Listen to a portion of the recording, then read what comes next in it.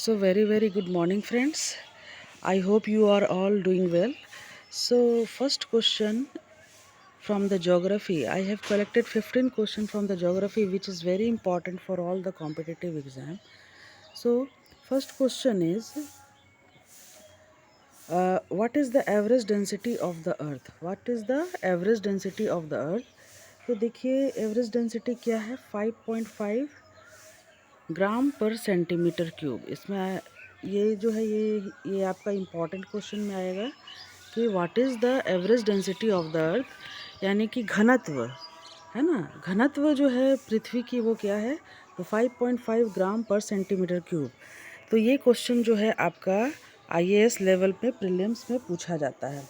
Question number 2 है which material reaches the ground first during the volcanic eruption, है ना।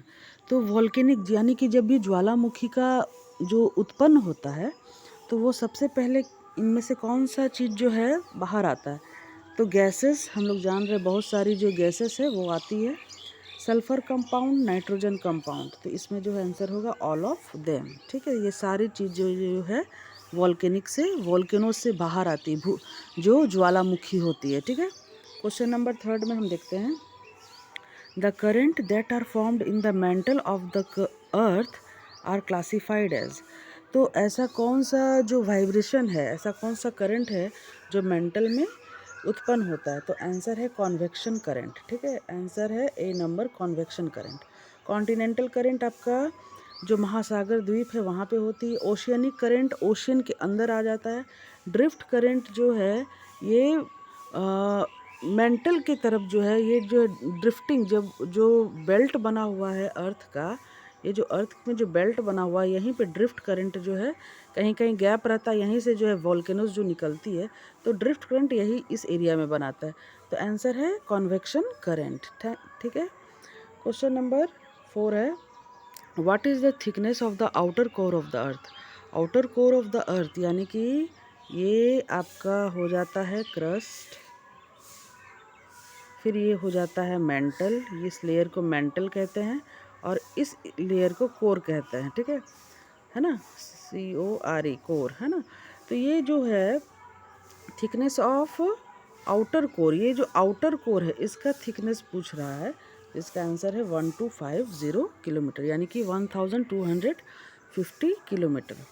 Question number 5 है the upper portion of the mantle is known as. Upper portion of the mantle, जैसे कि ये अर्थ हुआ, ये crust हुआ और ये हो गया मेंटल। मेंटल जब स्टार्ट होता है तो ये जो अपर लेयर है इसको बोलते हैं एस्थेनोस्फेयर, है ना, एस्थेनोस्फेयर। ये याद आपको रखना, ये हर एग्ज़ाम में पूछा जाता है।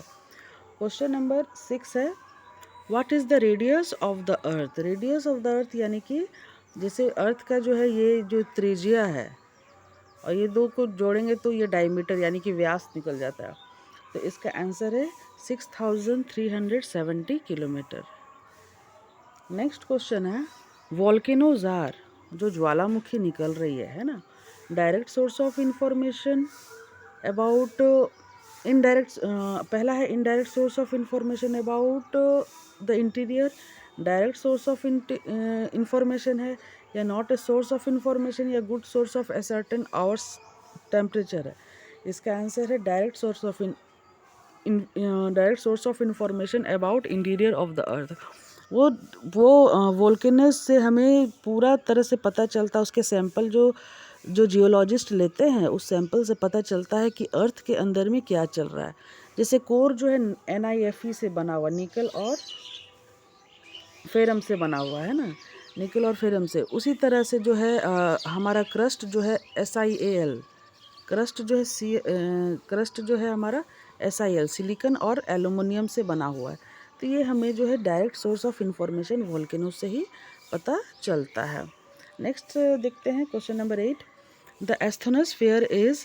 एस्थेनोस्फेयर क्या है, टोटली मोल्टन है, पार्शियली मोल्टन है, टोटली सॉलिड है या पार्शियली सॉलिड। देखिए एस्थेनोस्फेयर जो है ना, वो पार्शियली मोल्टन है। ठीक है, पार्शियली मोल्टन, ये बी इसका सही आंसर होगा। ठीक है, एस्थेनोस्फेयर जो है ये स्फेयर है जहाँ पे मेंटल जो है वो सेपरेट हो जाता है, एक अलग वो जो है स्फीयर ही बन जाता है, ठीक है। क्वेश्चन नंबर 9 हम लोग देखते हैं। On the basis of velocity, on the basis of velocity, ये बहुत इंपॉर्टेंट क्वेश्चन है friends. Seismic waves are divided into how many sets of waves, ये इसका आंसर है 3। देखिए पहला है प्राइमरी वेव्स, ठीक है, प्राइमरी वेव्स। दूसरा है सेकेंडरी, सेकेंडरी, और तीसरा है सरफेस वेव, ठीक है। ये 3 तरह का भूकंप आता ही है ना, 3 तरह सरफेस वेव्स। और इसमें से जो सबसे ज़्यादा डिस्ट्रक्टिव होता है वो सरफेस वेव होता है, सबसे ज़्यादा जो हाईएस्ट रिश्टर स्केल तक जाता है ना, वो सिज्मिक वेव होता है। प्राइमरी वेव सबसे पहले जो है धरती पे पहुंचता है, और जब ये फैल जाता है तो वो हो जाता है सेकेंडरी वेव्स। लेकिन जब सरफेस वेव्स जो है ये काफ़ी डिस्ट्रक्टिव करता है, ठीक है। क्वेश्चन नंबर 10 देखते हैं। The intensity of the earthquake is measured in, intensity, देखिए फ्रेंड कहीं कहीं इंटेंसिटी आता है और कहीं कहीं मैग्नीट्यूड आता है, आप कंफ्यूज नहीं होना, ठीक है। ये नहीं कि दोनों में जो है रिश्टर स्केल नहीं लगा देना, बहुत सारे कैंडिडेट्स क्या करते हैं ना, रिश्टर स्केल में लगा देते हैं। इंटेंसिटी हमेशा मैर्कली में होता है और मैग्नीट्यूड हमेशा रिश्टर स्केल में होता है, ठीक है। तो ये आपको जानकारी मिल गई होगी, है ना। नेक्स्ट क्वेश्चन हम लोग देखते हैं, question number 11। Which of the following earthquake waves is more destructive, तो अभी हम लोगों ने कहा था सरफेस वेव, है ना, तो सरफेस वेव में आप लोग टिक लगाएंगे। Question number 12। Which of the following is a direct source of information about the interior of the अर्थ, तो अर्थक्वेक वेव से वॉल्केनो है, ग्रेविटेशनल फोर्स है, अर्थ मैग्नेटिज्म, तो आंसर क्या है वॉल्केनोज, जो हमको डायरेक्ट इन्फॉर्मेशन देता है अर्थ के अंदर में क्या हो रहा है, ठीक है। Question number 13।